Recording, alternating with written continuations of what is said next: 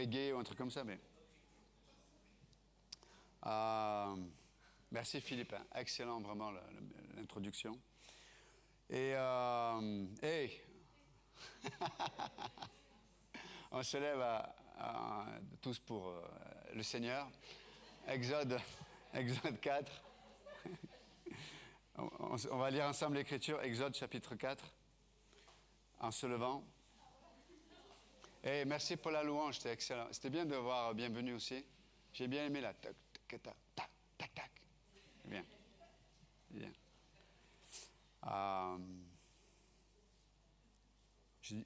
Exode 4, hein, oui. OK.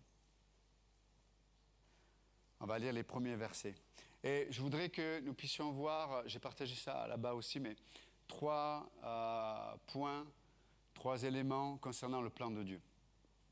Et donc, dans Exode 4, on va lire ensemble les premiers versets. Moïse répondit et dit, verset 1, donc Exode 4, verset 1, Moïse répondit et dit, « Voici, ils ne me croiront point et ils n'écouteront point ma voix. Mais ils diront, l'Éternel ne t'est point apparu. L'Éternel lui dit, « Mais qu'y a-t-il dans ta main ?» Il répondit, « Une verge. » L'Éternel dit, « Jette-la par terre. » Il la jeta par terre et elle devint un serpent. Moïse fuyait devant lui. L'Éternel dit à Moïse, « Étends ta main et saisis-le par la queue. » Il étendit la main et le saisit, et le serpent redevint une verge dans sa main. « C'est là, dit l'Éternel, ce que tu feras afin qu'ils croient que l'Éternel, le Dieu de leur père, t'est apparu, le Dieu d'Abraham, le Dieu d'Isaac et le Dieu de Jacob. » Seigneur, bénis le reste de ce culte, que tu sois élevé, glorifié. Ton nom précieux, Jésus, Amen. Vous pouvez vous asseoir, merci. Donc, je voudrais qu'on puissions ensemble parler du plan de Dieu. Et vous savez que le plan de Dieu est toujours... le plan que Dieu façonne va toujours, in fine, révéler son cœur. Et donc, des fois, on a du mal à appréhender le cœur de Dieu dans ce que l'on vit. Et des fois, à travers le plan de Dieu, ça nous aide à comprendre le cœur de Dieu. Et des fois, c'est le contraire. Des fois, on connaît le cœur de Dieu, même si on ne comprend pas son plan. Mais 3 éléments concernant le plan de Dieu. Premier point, c'est que dans le plan de Dieu, Dieu exprime toujours sa façon de fonctionner, sa logique. Donc dans le plan de Dieu, il y a la façon de Dieu. Ça, c'est le premier point. La façon de Dieu. Et dans ce passage qu'on vient de lire, donc Moïse alors que Dieu l'appelle, il a besoin d'être rassuré, d'être encouragé dans ce que Dieu lui demande de faire. Et donc il a son bâton dans la main parce que c'était un berger. Et vous avez remarqué que Dieu, des fois, il prend ce que l'on connaît pour nous amener vers ce que l'on ne connaît pas. Ce que je veux dire par là, c'est que, par exemple, il va l'appeler Pierre. Quand il appelle Pierre, il dit, mais je te ferai pêcheur d'hommes, alors que c'est un pêcheur de poissons. Donc, tu sais, comme ça, il peut comprendre ce qui se passe. Là, Moïse, il est berger depuis 40 ans, et il a son bâton, et Dieu dit, je vais utiliser ce que tu as pour t'amener à vivre ce que tu ne connais pas encore. Et c'est ce que Dieu fait dans nos vies très souvent. Mais le point, c'est que on voit que Dieu va enseigner Moïse, sur sa logique. Et sa logique, elle n'est pas naturelle. Une chose qui est très importante de comprendre, c'est que la foi nous place toujours dans une logique où la chair part toujours perdante. La foi nous place dans une logique où la chair part toujours perdante. Et pour quelle raison je dis ça? C'est que je ne suis pas un spécialiste de serpents. Je ne pense pas que vous soyez des spécialistes de serpents. Mais bon, je ne sais pas. Mais en tout cas, une chose est sûre, c'est que tu n'attrapes jamais un serpent par la queue. Si tu veux être sûr d'être mordu, si tu veux être sûr d'être mordu, tu l'attrapes par la queue. Et là, qu'est-ce que Dieu demande à Moïse? Alors que Moïse fuit le serpent, il a peur. Il a peur. Tu sais, c'est comme quelqu'un qui a peur de la hauteur, puis tu le fais monter dans une hauteur vraiment très élevée, et puis tu l'attaches à quelque chose, tu sais, c'est le saut élastique. Là. Tu lui dis, mais attends, mais j'ai peur. Non, ouais, mais il n'y a pas de problème. Tu le fais monter, tu attaches un élastique au pied, Et tu la regardes dans les yeux, alors, non, non, oui, oui. Et là, tu la pousses. Wow. Est-ce que tu ferais ça? C'est logique de faire ça. Et quelque part, Dieu fait ça avec Moïse. Il fuit le serpent, il a peur. Il lui dit, mais attrape-le par la queue. Et c'est la logique de Dieu. Et c'est la logique de Dieu. Et c'est intéressant parce que quand il attrape le serpent par la queue, ce serpent va se retransformer en bâton. Mais entre le moment où Moïse a déposé ce bâton au sol et le moment où il va le reprendre, c'est le même bâton. Mais ce n'est plus le même Moïse. Vous voyez la différence? Et c'est intéressant parce que, pourquoi je dis que c'est plus Moïse, c'est que là, le bâton que Moïse va reprendre, là, c'est l'autorité. Il a retrouvé son autorité, Moïse. Il a retrouvé une assurance. Vous savez, quand on rencontre Dieu dans sa logique, à la façon de Dieu, il y a toujours l'autorité de Dieu qui s'exprime, toujours. Mais des fois, c'est pourquoi je dis qu'on est toujours perdant, c'est que attrape un serpent par le queue. Tu perds perdant. À la limite, si tu l'attrapes par la tête, tu as une chance sur deux de t'en sortir. Mais par le queue, c'est impossible. Et pour autant, c'est la logique de Dieu. Nous, en tant que croyants, malheureusement, on aurait tendance à s'appuyer sur une logique qui est naturelle. Et vous savez, je vais vous dire une chose. Quand tu t'appuies sur une logique naturelle, tu te places sous la loi, non pas sous la loi de l'esprit de vie, mais tu te places sous la loi de la causalité. Ce que je veux dire par là, c'est que tu as une chance sur deux, soit que ça se passe à ton avantage, soit que ça se passe à ton désavantage. Mais de toute façon, l'un et l'autre, c'est ni l'un ni l'autre qui va révéler la vie de résurrection. Aucune des deux.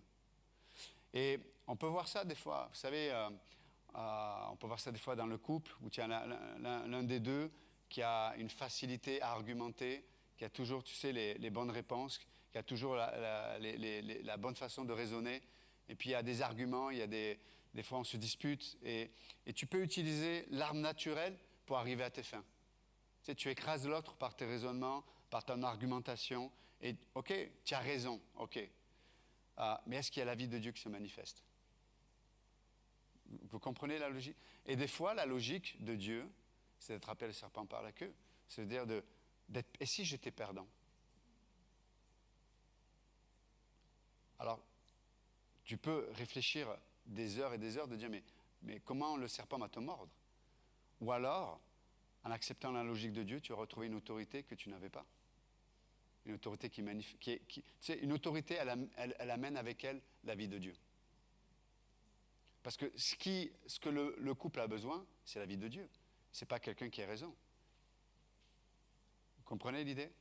Dans les difficultés qu'on pourrait rencontrer, par exemple, dans des ministères, même dans l'Église, la question, c'est pas de fonctionner de façon naturelle, juste d'avoir raison, ou même des fois, on peut même exprimer des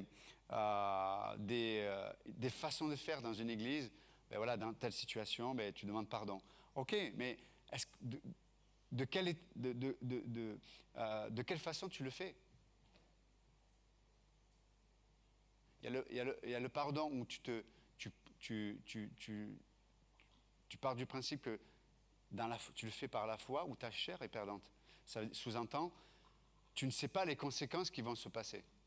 Tu ne sais pas si la personne va utiliser ton pardon pour continuer. Tu ne sais pas si la personne va profiter. Tu ne sais pas comment ça va finir. Mais la logique de Dieu, elle ne fait jamais rentrer dans le péché de présomption.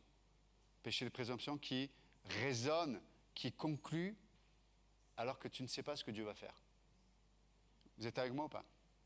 Donc, nous, notre part, ce n'est pas de conclure à la place de Dieu, mais c'est de rejoindre Dieu sur ce qu'il nous demande de vivre. Donc, comment Moïse a pu guérir sa crainte, par exemple? Il fuit le serpent, il a peur. Mais cette crainte qu'il avait du serpent, c'est l'expression de la crainte qu'il avait d'aller représenter Dieu devant le peuple. Elle s'est exprimée dans cette situation. Comment tu es guéri de tes craintes? Avec la logique humaine, jamais tu seras guéri. Jamais. S'il n'avait pas obéi à Dieu, peut-être qu'il aurait passé le reste de sa vie à être berger. Et il n'y a pas de mal à ça. Mais on n'aurait peut-être pas entendu parler de Moïse. Vous comprenez l'idée? Et de la même façon, le plan de Dieu va toujours nous amener à faire face à ce qui se cache en nous, qui est la source de nos craintes. Et c'est l'obéissance au cœur de Dieu qui va nous amener à la guérison. La logique de Dieu, qui est complètement des fois illogique. Elle est folle, la logique de Dieu. Elle est incompréhensible. L'homme naturel dirait, tu prends le serpent par la queue, tu es stupide. Et Dieu dit, prends le serpent par la queue et tu retrouves ton autorité. Qui tu vas croire? Surtout, nous, vous savez, en tant que bons Français, où on a notre veau d'or à nous, c'est le rationalisme. On pense quelque part qu'on est au-dessus des autres parce qu'on raisonne. Mes amis, c'est pas vrai. On reconnaît un arbre à ses fruits. Je ne pense pas que les Français et autres d'ailleurs, mais notamment les Occidentaux, qui déifient la raison, je veux dire, c'est dans le monde occidental qu'il y a le plus de folie exprimée. Dans les pays qui sont peut-être pas développés comme, quand je dis développés, pour moi ça me fait rigoler un peu, mais bon bref, ils sont développés matériellement, je veux dire. Mais les gens, ils ne passent pas ni leur argent, ni leurs préoccupations à... je pense que c'est un des éléments où on dépense le plus d'argent, c'est pour perdre du poids, par exemple. Pour la santé, pour le corps. Tu vas dans certains pays, ils ne dépensent pas l'argent pour perdre du poids, je te le dis. Ils dépensent de l'argent pour juste moins manger une fois par jour. Vous voyez la folie dans laquelle on rentre? On est pays occidentaux, on est des pays où des consommations d'anxiolytiques, de tout ce qui est lié à la dépression, au mal-être, etc. On en bouffe. Les suicides, etc. C'est énorme, c'est la folie. Et on est censé être plus intelligent que les autres? Je ne crois pas. Ce qui nous rend intelligents, c'est la logique de Dieu. C'est la logique de Dieu qui nous rend intelligents. Donc, et vous savez, quand tu vis dans le rationalisme, tu vas vivre dans une prison de crainte. Une prison qui est remplie d'angoisse. Une prison où tu vas intérioriser la pression atmosphérique diabolique à l'intérieur. Ce qui est à l'extérieur, tu vas l'intérioriser à l'intérieur. Donc, la logique de Dieu. Moïse fuyait le serpent et Dieu lui dit, prends-le par la queue. Et j'ai pas le temps et tu me demandes ça en plus? Prends le serpent par la queue. Non, c'est trop long. Dieu dit, prends le serpent par la queue, attends encore. Non, ça va trop vite, prends le serpent par la queue. Il y en a qui ne veulent pas grandir. Ils ont 40 ans, mais ils veulent rester encore... ils veulent se marier parce qu'ils veulent retrouver une maman. Pourtant, l'Écriture dit que l'homme quittera son père et sa mère, et s'attachera à sa femme. C'est vrai ou pas? Il y en a qui se marient, mais en fait, c'est juste une mère qu'ils veulent. Ou une femme, un père. Mais ce n'est pas la pensée de Dieu dans le mariage. Donc, la logique de Dieu, elle est complètement... Elle nous appelle à avoir une oreille bien disposée pour lui faire confiance, lui obéir. Un autre point. Vous êtes toujours avec moi? Je ne crois pas. Ah, ok. Donc, faites attention à la façon dont vous réglez les situations. C'est ce que je veux signifier. Faites attention de la façon dont vous allez traiter les situations. Avec votre sagesse ou la logique de Dieu. Et Jacques dit dans le chapitre 1, il dit, celui qui manque de sagesse, donc celui qui ne comprend pas qu'est-ce que Dieu, de façon concrète, lui demande dans les situations qu'il est en train de vivre. Mais Dieu dit, mais celui qui demande avec une foi simple, c'est-à-dire une foi qui n'est pas double, il ne doute pas dans son cœur, Dieu va lui donner la sagesse dont il aura besoin pour la situation qu'il est en train de vivre. D'accord ? Et la sagesse qui va s'exprimer, c'est cette voix qui a parlé à Moïse, qui lui a dit « Attrape le serpent par la queue ». Donc on a tous, chacun ici, là, on a tous des raisons pour peut-être pas, qui nous font craindre de rentrer dans le plan de Dieu. Mais on peut voir que Moïse a préféré faire confiance à Dieu que vivre dans ses craintes. C'est extraordinaire, non? Et sa vie est incroyable. Sa vie est incroyable. Vous imaginez? Par contre, nous, si on entretient notre logique à nous, notre vie va être fade. Vous êtes avec moi ou pas? Tu vas vivre une vie fade. Tu vas t'ennuyer dans l'église, tu vas t'ennuyer dans ton mariage, tu vas t'ennuyer dans tes amitiés, tu vas t'ennuyer dans... Par contre, si tu apprends dans... tu sais, Dieu met des situations, on va attraper des serpents par la queue, mais qui soient à la mesure de notre capacité. Et tu t'entraînes. OK, aujourd'hui c'est ça. Allez, je l'attrape. Waouh, j'ai une autorité. Je commence à manifester la vie de Dieu. Mes craintes. Est-ce que Moïse était un homme qui avait plus de craintes? Si, il avait encore des craintes. Mais il avait repris l'autorité. C'est-à-dire que ses craintes ne prenaient pas le dessus sur sa façon d'écouter Dieu. Parce que, par contre, quand tu n'as pas cette autorité-là, malheureusement, tu perds ton audition, tu n'entends plus la voix de Dieu. Et quand tu n'entends plus la voix de Dieu, tu ne t'attends plus à Dieu dans certaines situations. Pas dans tous les domaines, mais dans certains domaines, tu ne t'attends plus à Dieu. OK. Donc la logique de Dieu, tu sais, c'est un peu comme dans 2 Corinthiens 10, 4. Vous savez, il y avait des croyants, malheureusement, qui méprisaient Paul parce qu'ils analysaient Paul selon la vue, selon l'apparence. OK. On doit dépasser, écoutez bien, on doit dépasser dans nos vies avec Dieu. On doit dépasser juste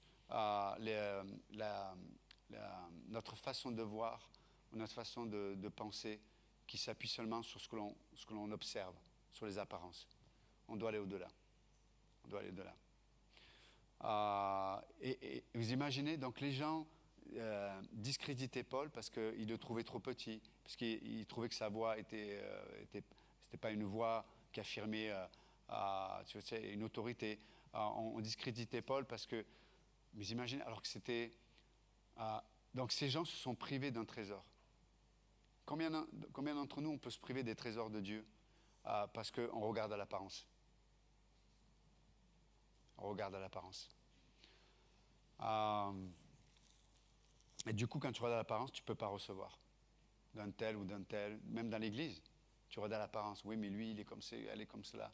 Et tu ne peux pas recevoir, alors que c'est des trésors qui sont peut-être nécessaires dans ta vie. OK. Deuxième point. Donc, on a dit le premier point, c'est quoi? Accepter la logique de Dieu. Deuxième point, c'est accepter les conditions de Dieu. Les conditions de Dieu. Donc, c'est quoi les conditions de Dieu? Je vais vous dire une phrase.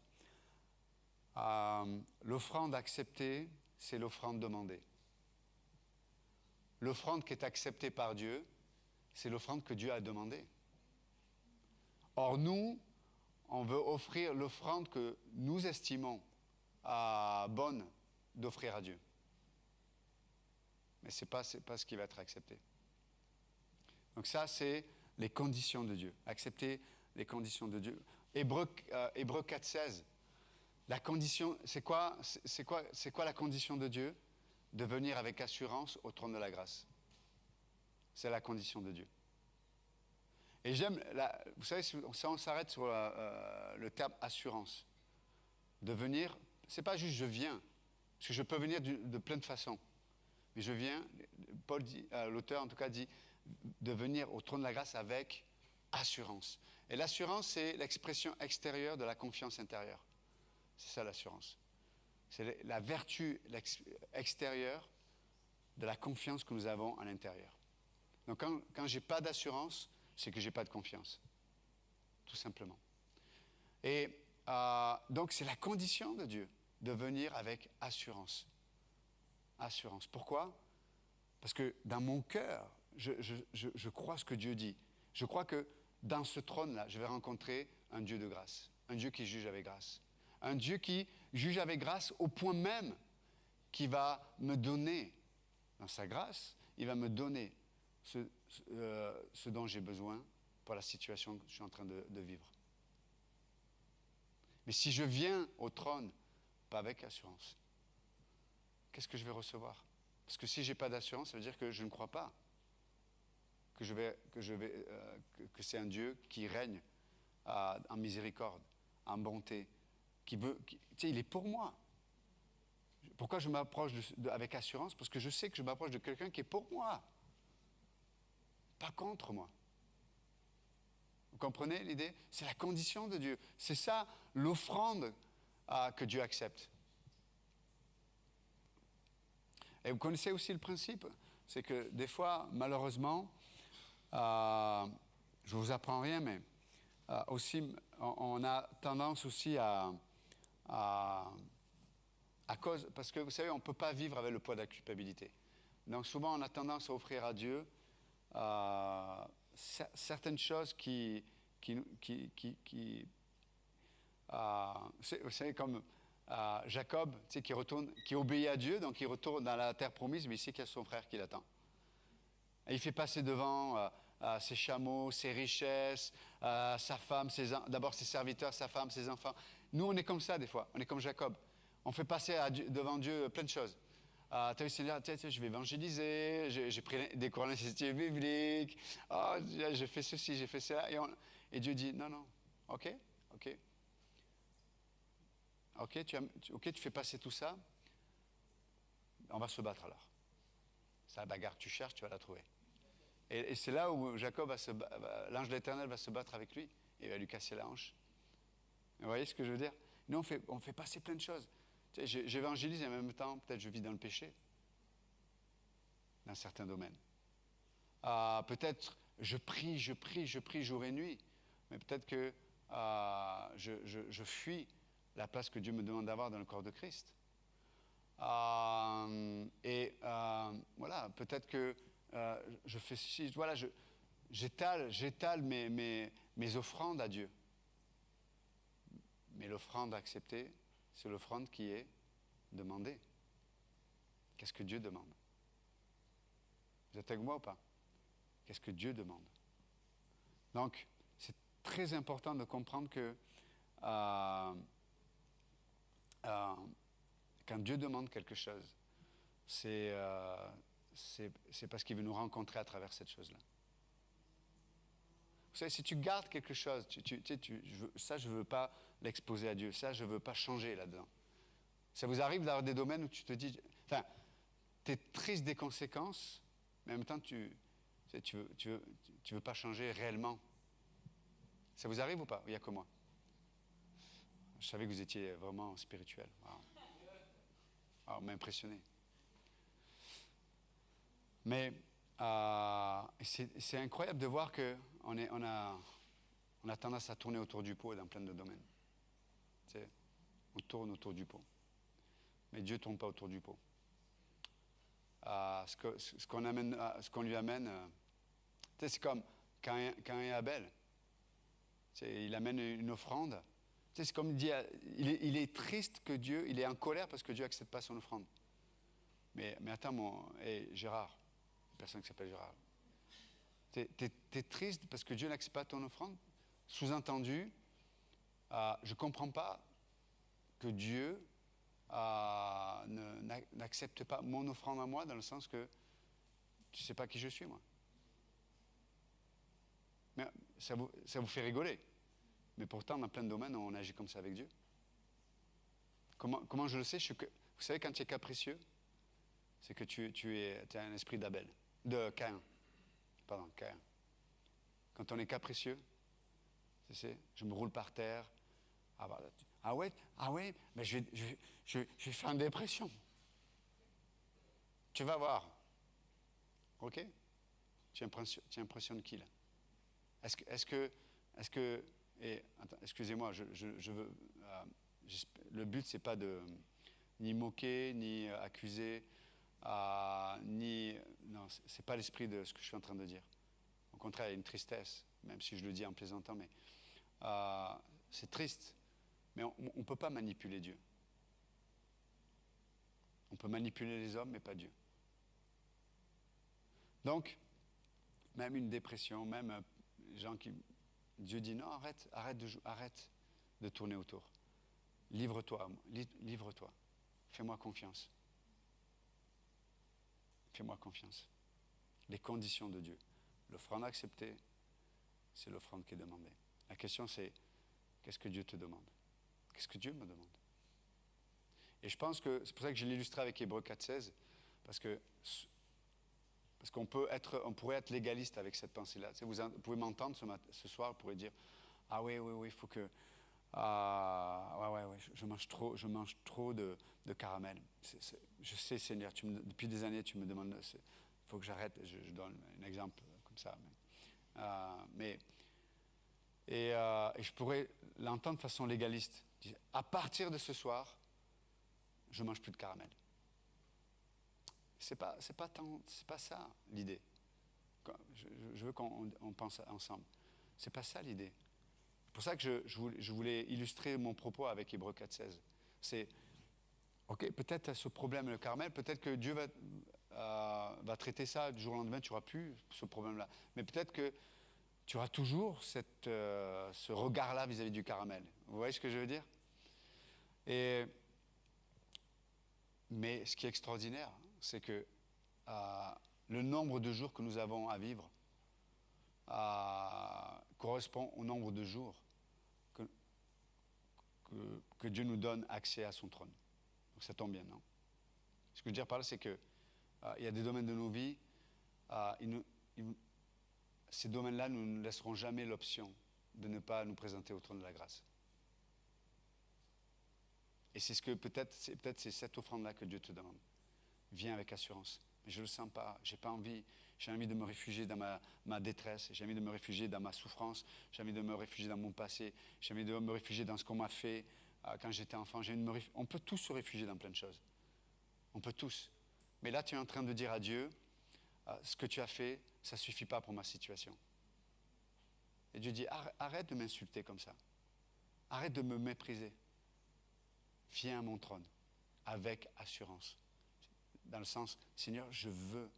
Je veux me livrer à toi. Je sais que tu as la capacité. Je sais que tu es là. Vous êtes avec moi ou pas? Dernier point pour finir, c'est le temps de Dieu. Les temps de Dieu. Vous savez, il y a des choses qui prennent un certain temps. Vous savez, prenez une graine, il faut du temps pour qu'elle mature, et puis il faut du temps, mais il faut les bonnes conditions dont j'ai parlé. Si tu mets une bonne graine et que tu attends le bon temps, mais que la terre n'est pas la bonne, il ne se passera rien. Il faut le temps et les bonnes conditions. Mais là, le temps de Dieu. Vous avez remarqué, toujours on est avec Moïse dans Exode 4, mais les temps de Dieu, dans le sens du plan de Dieu, c'est toujours les temps de préparation. Et il y a un chiffre qui dans la Bible qui parle de la préparation. C'est le chiffre 4. Moïse, pendant 40 ans, a été préparé par Dieu.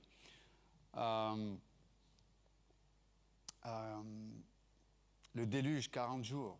C'est ça, 40 jours? Ouais. Israël a mangé la manne pendant 40 jours. 40 ans, pardon. Moïse est resté sur le mont Sinaï, combien de jours? 40. Goliath s'est avancé devant le peuple d'Israël, 40 jours. Qu'est-ce qu'on peut dire encore? Élie marcha 40 jours et nuits après avoir pris la nourriture que l'ange lui a donnée. Jésus est resté 40 jours dans le désert. Donc, le chiffre 4 ou 40, ça nous parle de la préparation. Mais la préparation, qu'est-ce qu'on pourrait dire là-dessus? C'est quoi?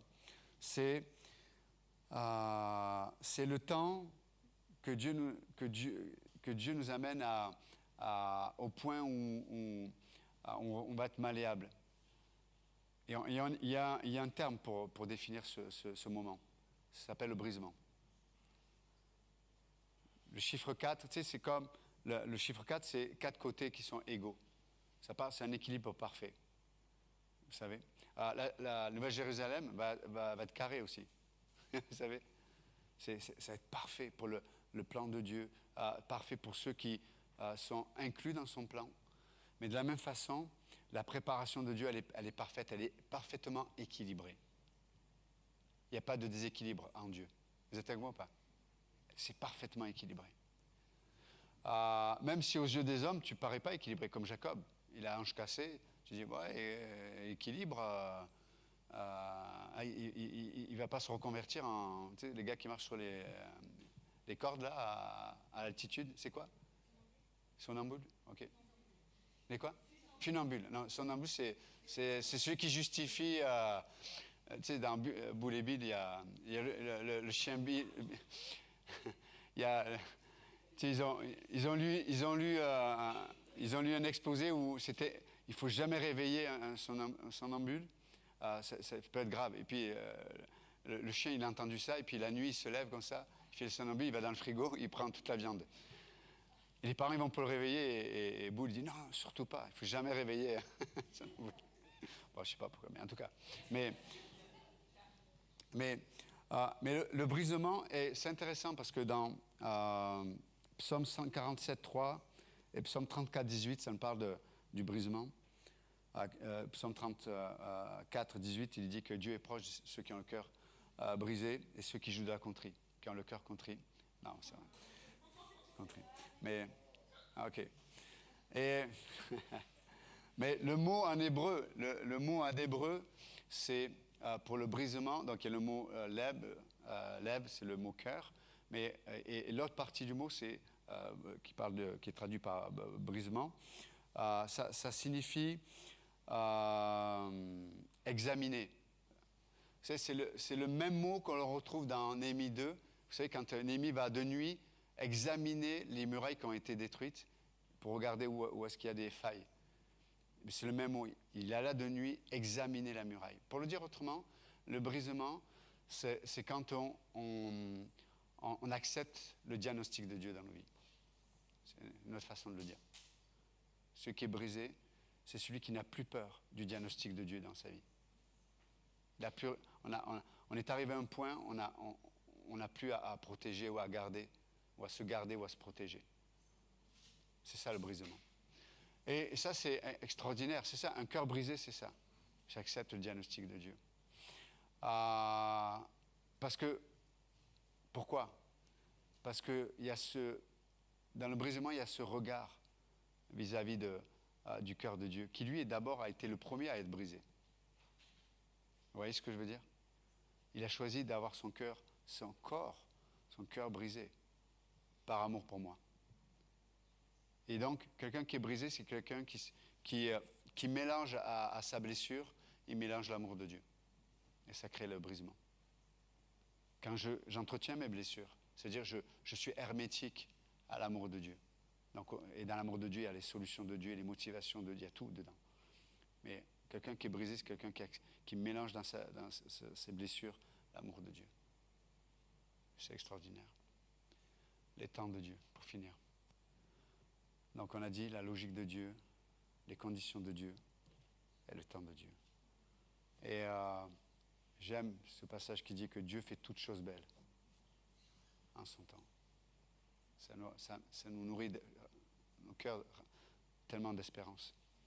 Il fait toutes choses belles en son temps. C'est pour ça que on peut, par la grâce de Dieu, être dans une attitude où on ne quitte pas. L'homme naturel, il quitte. Ils ont fait même une chanson, ne me quitte pas, tout ça, vous connaissez ça.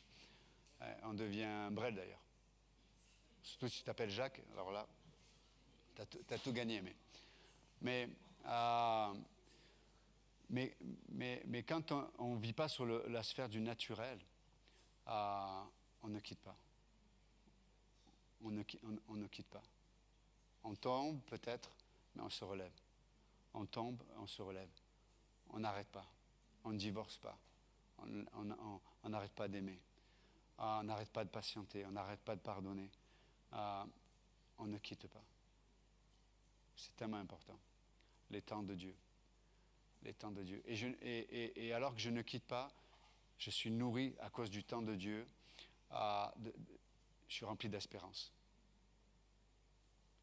Je suis rempli d'espérance. Donc, que Dieu vous bénisse. Merci pour votre attention. Et le plan de Dieu est magnifique. Amen. Amen. Que Dieu vous bénisse. Merci.